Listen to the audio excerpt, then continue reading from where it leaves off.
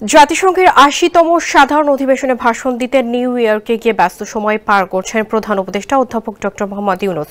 মঙ্গলবার তার সাথে বৈঠক করেছেন প্যারিসের মেয়র অ্যানে হিদালগো।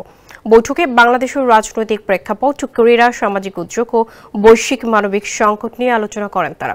বিশেষ করে বাংলাদেশের আসন্ন সাধারণ নির্বাচন, অন্তর্বর্তী সরকারের নেতৃত্বে চলমান সংস্কার কার্যক্রম, ক্রীড়া ও অলিম্পিকে সামাজিক ব্যবসার সম্ভাবনা এবং বৈশ্বিক শরণার্থী সংকট নিয়ে মতবিনিময় করেন দুই নেতা।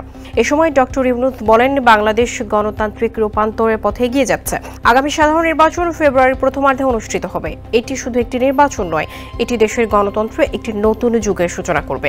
এখন যে কোনো ব্র্যান্ডের পুরাতন এসি বদলে নতুন ওয়ালটন এসিতে উপভোগ করুন 25% ছাড়। তিনি আরও বলেন, আগামী ফেব্রুয়ারি নির্বাচন বাংলাদেশের ভবিষ্যৎ নির্ধারণের একটি ভিত্তিমূলক ঘটনা হবে, যা দেশের গণতন্ত্রকে দৃঢ়ভাবে এগিয়ে নেবে। মেয়র হিদালগো এই সংকটময় সময় ড ইউনূসের নেতৃত্বে পূর্ণ আস্থা প্রকাশ করে বলেন, আমি আপনার নেতৃত্বকে গভীরভাবে সম্মান করি। আপনার অঙ্গীকার মানবতার জন্য এবং অনন্য দৃষ্টান্ত স্থাপন করেছে।